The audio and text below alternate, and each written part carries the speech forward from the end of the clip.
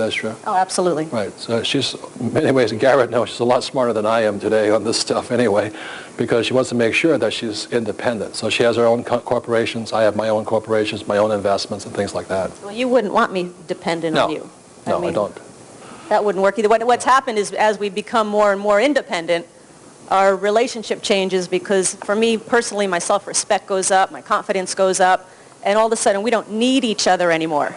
It's like we want to be together, but that dependency isn't there anymore, and that's made a huge difference. So times have changed, and what's worked for our mothers and our grandmothers may not work for us and our daughters and our granddaughters. And there's some startling statistics I want to share with you. This is in the US, but I see the same pattern happening throughout the world, which is one of the statistics is 47% of women over the age of 50 are single, meaning they are dependent for their financial well-being. And many of us have heard the statistic, 1 out of 2 marriages ends in divorce. So if she was counting on Prince Charming, think again, and who usually ends up with the children? The woman. So she's now responsible for herself and her kids. The first year on average after a divorce, a woman's standard of living drops 74%. His does not.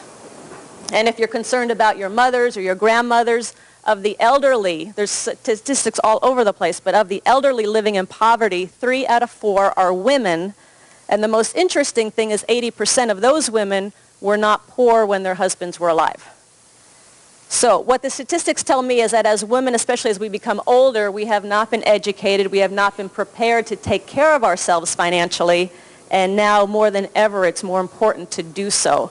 And it's not rocket science, as Robert's sharing with you and the advisors will share with you. It's not rocket science. It takes some time, it takes some education. We always say start small, expect to make mistakes, and take little steps, take baby steps to get there. And I'm actually a very good example of somebody that knew absolutely nothing when it came to money and investing. And it was in 1989, Robert came to me and he said, "Kim, it's time you start investing." And I didn't even know what the word meant. You know, I've seen the Wall Street Journal, that's about it.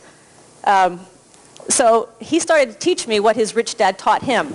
And then I was kind of sent out on the street to go figure it out. And to make a long story short, my very first investment was a little 2-bedroom, 1-bath house in Portland, Oregon. It was $45,000. I was going to have to put $5,000 down, and it was going to give me a cash flow of $50 a month. And I was so proud of it. But I'll tell you, when Kenny talks about due diligence, I was so scared. I was terrified. What if I make a mistake? What if the tenant moves out? What if? I did due diligence 10 times more than I needed to do. I was so scared. I didn't trust myself. I didn't know what I was doing. But finally the day came to close on the property. And we're in the office of the real estate agent. And 2 things happened. One, they needed my signature, and it was really hard to get because my hand was shaking so bad. And the other problem was they couldn't pry that $5,000 check out of my hand. But I did that deal, and I went on to do more and more, and with every deal I did, I learned something new. And there's nothing more valuable than the actual experience that you get, and nobody can tell you about it until you actually get out there and do it. So today I control millions and millions of dollars worth of real estate. I keep learning every day. I keep getting more and more educated. And it all started with that little 2-bedroom, 1-bath house. It started with a little education, and it started with that first step. And just a little inside story. When Go ahead and tell. I can tell it? Okay. When Robert talked about that deal that I did where we borrowed the $8 million, he wasn't real involved in it at the time, and this time, instead of walking into a real estate agent's office, we walked into the attorney's boardroom. There were like 15 banker's boxes full of documents and paperwork, and we had everything was lined up to sign, and he looks at me and he goes, "What did you borrow? How much did you borrow? What are you doing? What is this?" And when she said, $8 million, I said, 8? You borrowing $8 million? And so we came deciding she was calm as a cucumber, and then they passed the thing to me. I was like, $8 million? What has my wife bought here? So the rules have changed anyway. The rules have changed. And I want to say, if I can do it, I mean, I started from nothing. If I can do it, you can do it. It's not rocket science. It's just more zeros.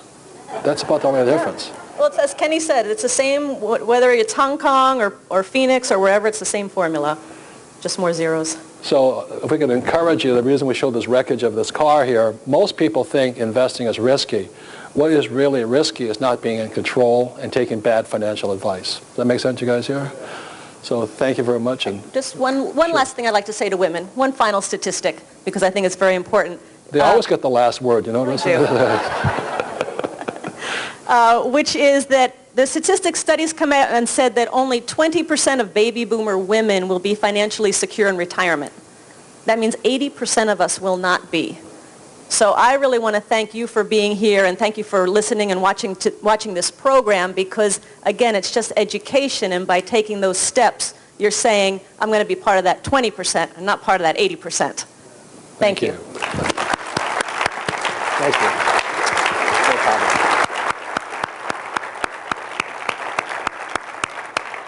Okay, when we come back, we'll go into how to listen to good advisors, because as I said, I didn't do well in school, but I always surround myself with very smart A-student advisors. And I'll have my advisors, they'll be talking about what they do and how you find good advisors for yourself. So we'll be back in a few minutes. Thank you very much.